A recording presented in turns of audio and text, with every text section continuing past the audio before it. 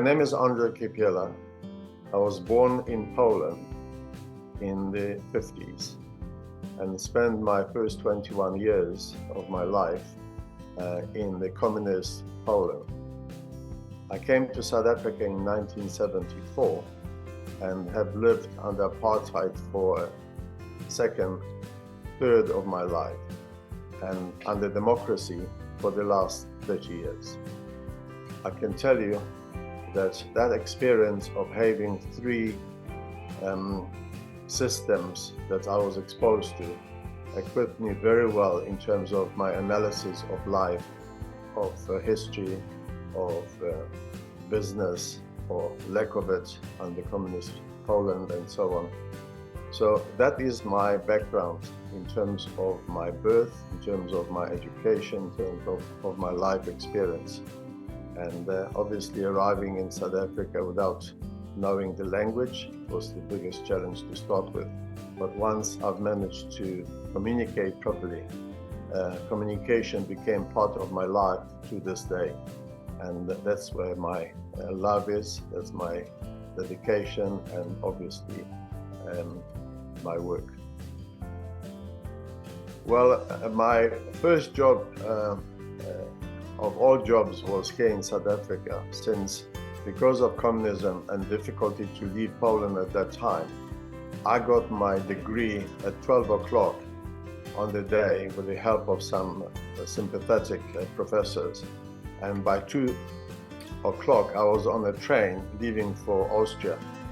And obviously, to avoid any police or army holding me back, not allowing me to leave for South Africa. So my first job was for a family business, because my uncle, who lived in Pietermaritzburg at that time, I had a construction company, was my sponsor and obviously gave me the first employment for the first year. And then thereafter, I was a teacher at Glenwood High School. Then I was recruited by University of Natal at that time as a sports director. And then I was raising quite a lot of money for sports. So the principal and rector of the university said, why don't you start our foundation? So I've moved to the public affairs and department and started university foundation. And then, I was successful in that and having exposure to a lot of very rich and well-to-do people that were, concluded or completed their education at University of KwaZulu-Natal and so on. I was then recruited by Durban Publicity Association as the director and running the association, of promoting city for commercial, industrial, and tourism. My work at the Durban Publicity Association gave me a lot of exposure through the media. I became the face of the city at the most exciting times of political changes. I became director in 1984 and until 1989, but the last 2 years, obviously, that was tumultuous time in politics of South Africa, and it was obvious that there will be changes and new government will take over. So I was asked by then the mayor, Jan Venter, who was a very staunch nationalist and conservative, to arrange a meeting with the ANC, and Terra Lakota was the first representative. And that's how it started. I arranged the first meeting between the various parties, in particular ANC, UDF, and National Party. And then that allowed me to now become the coordinator of the logistics for those meetings, which then led to formations of Operation Jumpstart, where Terry Rosenberg and the 15 top CEOs operating in KZN in particular, Tonga Fuel and Swansea breweries and so on, they sponsored that process of us administrating, that transition as such. I've teamed up with Praveen Gordhan and myself were then the coordinators and the secretariat for negotiations of change in KZN in particular, but with emphasis on local government development specifically. Well, my obvious sort of motivation was always to promote democracy. I've seen the ravages and the destruction of communism in Poland and Europe, in particular the Eastern Europe, how they finished off the countries economically and also psychologically. People were very brutalized and so on. So when I came to South Africa and I saw apartheid, initially I was oblivious to that because I enjoyed just the freedom of enjoying myself here in South Africa. But after a few years, I've realized that that system of apartheid is not better than the communism I left. So whenever there was opportunity to reach out and make a difference, that became my motivating factor. And it is the same to this day. Well, I think it's difficult to pinpoint one particular event or exercise that would define, your greatest achievement. I think I regard my achievement as ability to learn a foreign language and use that language to the best use, namely create platform for progressive people in politics, in business, and in life, to actually enhance the humanity that surrounds us. In terms of the outputs, mentioning the generic sort of contribution, I think looking back, the greatest achievement would be at the Durban publicity would be to become the marketing man of the year in South Africa, even beating Sol Kerzner at that time, award that was presented by South African Airways and South African Tourism.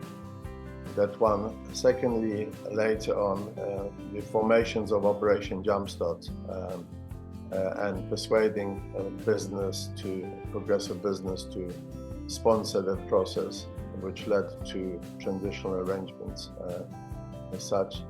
And then obviously later on to be asked again, to put together similar exercise when the events in KZN were not going well. The violence up to '94 continued, and there was a very, very sharp sort of disagreement between IFP and ANC leaders.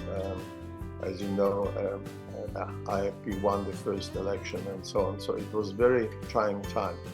So for a couple of years up to '94, things were not going too well in KZN. So I was asked by Spoon de Bell at that time to convene the business community with the ANC initially, and then later on, obviously, the IFP and other parties supported that initiative called KZN Growth Coalition.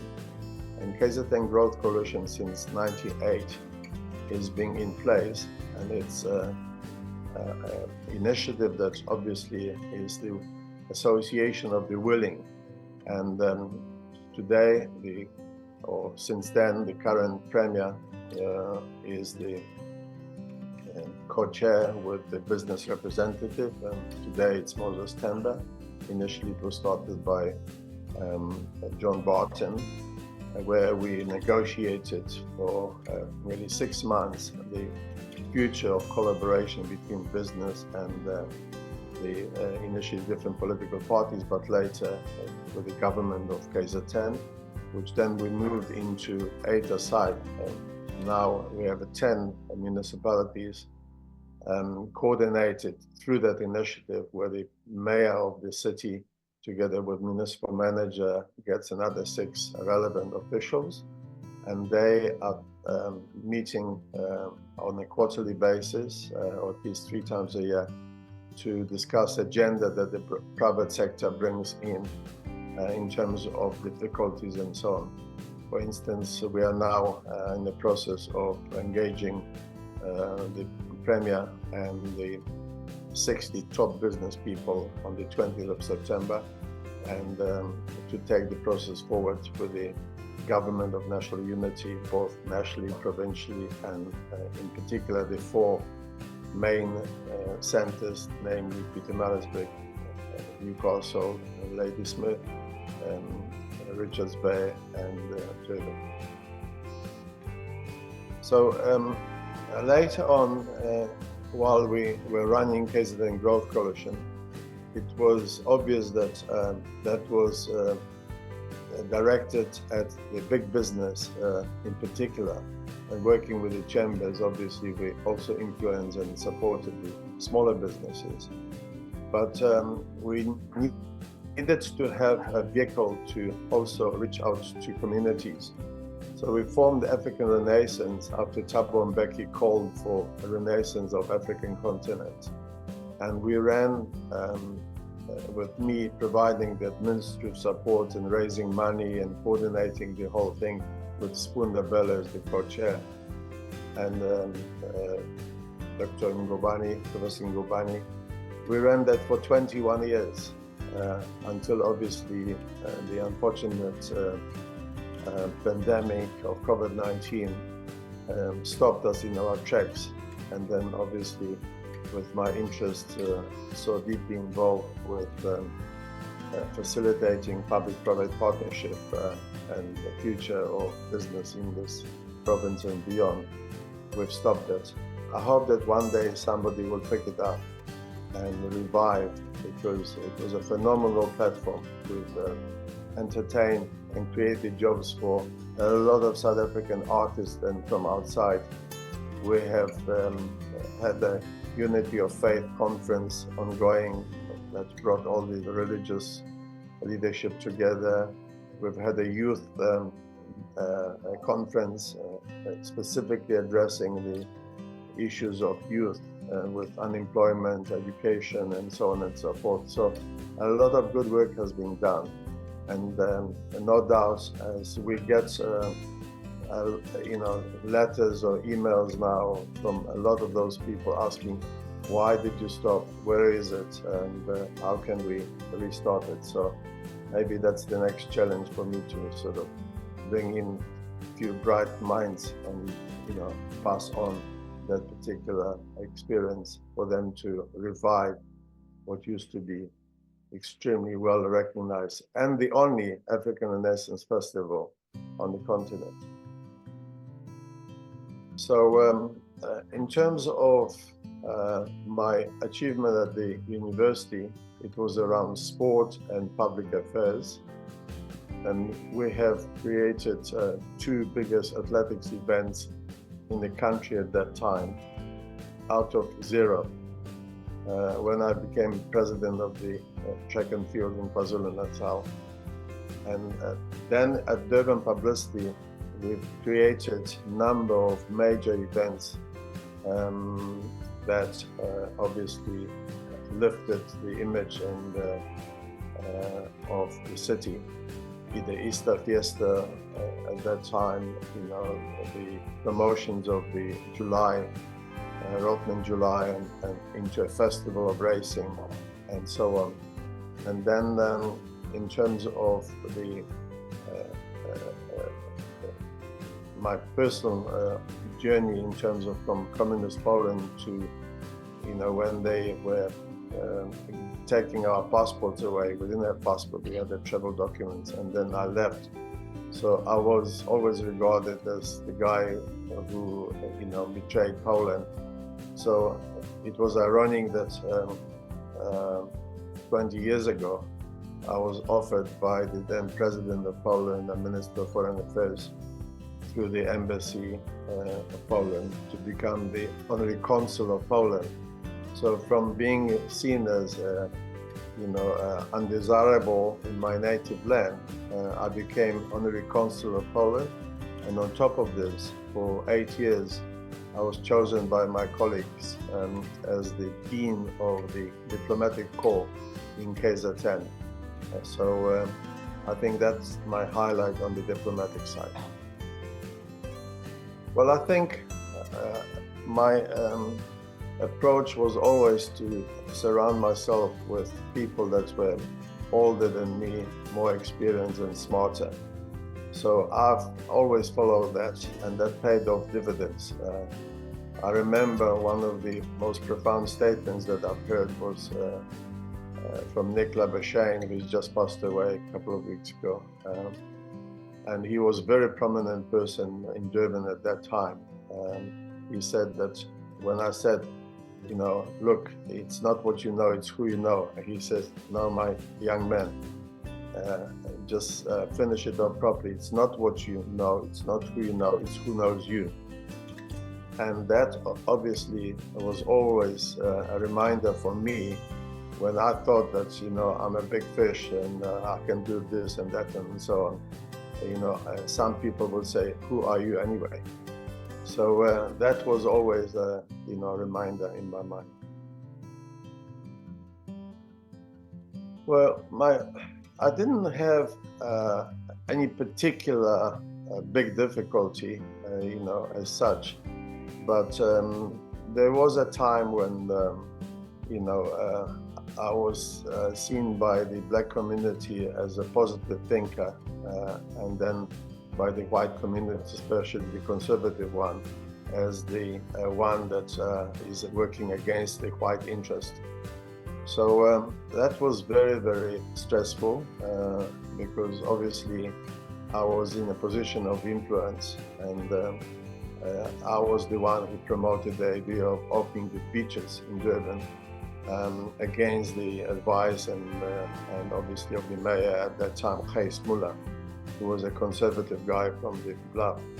And they were trying to get rid of me because obviously I was not following their agenda. And to add insult to injury, together with Carlos Ndimobo, who was then Secretary of COSATU, we've orchestrated, you know, the visits by a lot of black South Africans to the beaches that were still officially closed. But obviously that was a, you know, very big statement covered by the media and so on and so forth. And from that moment on, no police was actually patrolling the beaches anymore because they knew that that would be counterproductive to those discussions that were taking place behind the scenes. What inspires me is not so much who, but the issues. The issues are important, as I said to you earlier on. My biggest satisfaction is if we can look at 25 people arguing and then listen to all of them and extract the common thing that they can support. So in other words, isolate the positive, take cognizance of the negative, and drive the positiveness to deal with the negative. And I tell you, in most cases, it delivers the positive results. So that's basically always.